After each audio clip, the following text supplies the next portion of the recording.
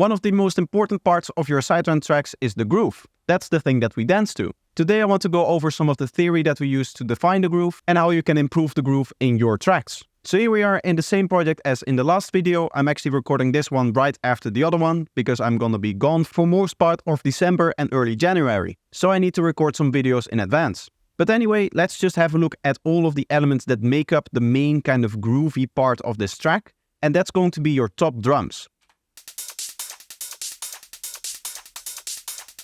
The reason why I say that this is the main part that makes up the groove is because these elements here kind of sit in the high frequencies uncontested. There's usually not different elements that kind of compete with them, so they have a lot of liberty in what they're playing, and that means that they're really useful in determining kind of like the global rhythm of your track. Let's see what I mean by that. Let's focus on a different part of the track and see if we can find a different global rhythm here.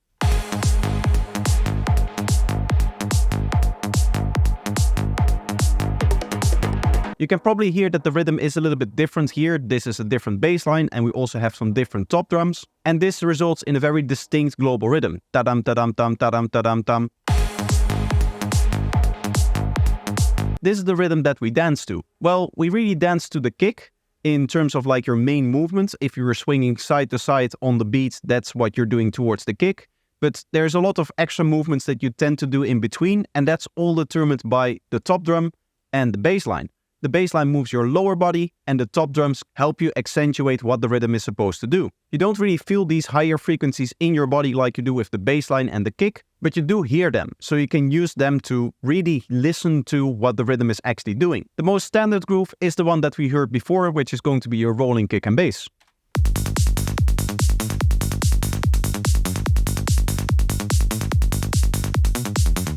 As you can hear, there's some melody in this one, but other than that, this is just a normal rolling bass line. Now I quickly want to say, if you want to support this channel, make sure that you like the video and that you're subscribed. Also, you can check out my products on Gumroad, where I sell sample packs, preset packs and a masterclass. Or you can check out my Patreon, where you get benefits like early access to videos, priority in feedback streams and much more. Links for both of them are going to be in the description. With that being said, let's get back into the video. So let's start by defining some terms. As I said before, the kick is the thing that you're dance to. That's the most important part. So that's what we call the beat. That's what we use to trigger our motion when we're dancing. And the beat sits right here, right at this line here, because that's where the transient of the kick is, or its impact. This is where all of the punch comes from, this is where all of that click comes from. And so this is exactly the part that we're dancing to. Now as you see, these kicks are spaced apart equally. As you can see, there's a little bit of space in here, and there's an equal amount of space in here. And that's kind of the secret about Psytrance, is that this repetitive beat that just plays in the same way over and over again. Within this beat, we can make some divisions of that. Let's say that we divide it up into 4 segments, 1, 2, 3, and 4. Then the second most important part of this one beat that is playing here is going to be the halfway point of the beat. This is called the offbeat. The reason for that is when we talk about the kick, we usually say that it's on beat because the beat is right here. This is where the beat is. So the offbeat is going to be right here at the halfway point. When it comes to Psytrance, what we usually place on the offbeat to accentuate it is an open hat, something like this. Together with the kick, it sounds like this. And in terms of rhythm, you can hear that it's very basic. It's just double the speed of the beat. Tak, tak, tak, tak, tak, tak, tak, tak. As opposed to the beat just being tak, tak, tak, tak.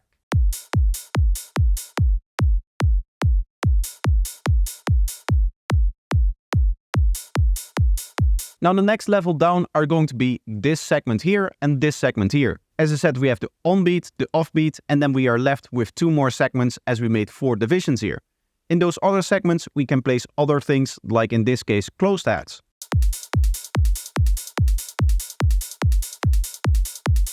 And as you can hear, this speeds it up again. We're again going 2 times faster than we were going before, and this just gives the track a little bit more energy. But still, it feels like we cannot really dance to this. There isn't really a nice side-to-side motion. There's the up and down motion that you get. Like if you're dancing, you can imagine something like this. But there's nothing that makes you move side to side. And the reason for that is because we're missing the snare.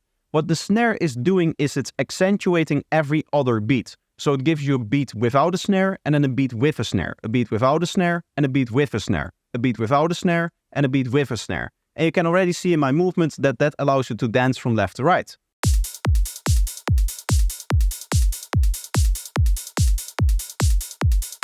So these are going to be your basic elements. Now you can add more. You can add, for example, an extra drum loop to just spice it up a little bit. Or you can add layers to, for example, the kick. In this case, I've done that with this hat here. And as you can imagine, there's much more that you can do with that. But what I do recommend is that you stay within this kind of general framework for most of the track. I say most of the track because really you want people to dance, obviously, to your groove. And there are things that you can do, like using 32 notes, which is where, for example, you take one of these hats and you just double them up. Sometimes you'll hear that, especially in kind of like the darker Psytrance. What tends to happen is that there's a very minimal groove in that the kick and bass is just playing, and they'll have every so often some 32 notes or some 16 notes, just kind of accentuating different parts. Unfortunately, I don't have an example at hand right now, otherwise obviously I would show that. What I do want to say is that you have to be careful with that though, because using that too much keeps people out of the groove, because such a fast rhythm isn't really comprehensible. If I put it back in here, you can hear what it does if I just loop these two parts here. It's not really comprehensible what is happening here, so take it easy with stuff like 32 notes and stuff like that. Also, what I wouldn't recommend is just taking your snare and placing it here. This is just immediately going to sound off to anyone who has been listening to Psytrance for a while. Or maybe you want your closed hat to be here.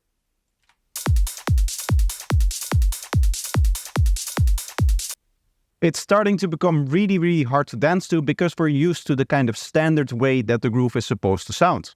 So as I said, experiment, try out different things, try out different techniques, try out different layering methods, try out different arrangement methods, but keep these basics in mind and keep in mind why we're doing certain things. What is the movement behind what the hi-hats and the drums and all of the other elements are supposed to do? To give you an example of that experimentation, I'll show you this part of the track here. As you can see, we're still using the open hat and the snare in the same way, but the closed hats are just kind of placed in there sparsely, and that's just going to accentuate different parts of the beat, which is actually in line with what the bass line is doing. So the hats are layering right on top what the bass line is doing. So in this case, we're strafing away a little bit from the kind of basic groove in terms of the closed hi-hats, because this actually fits much better with the bass line, because it's going to layer one-on-one with the bass line. So we're accentuating exactly what the bass line is doing with our closed hats here. So that's it. There's really not much more to it. As I said, experiment, but remember why we're doing certain things. Remember why we're making certain decisions. To be honest, the best test that you can do is to just dance to your own music and see if the groove actually works. I'll literally just sometimes stand up, move a little bit to the right here as I have a little bit of extra space there, and just start dancing to my own music. This is just as a test to see if what I'm doing actually makes sense from a groove perspective. So that's going to be it. That's everything that I wanted to talk about for today. I hope you enjoyed the video and that you learned something, and I hope to see you in the next one. Bye bye.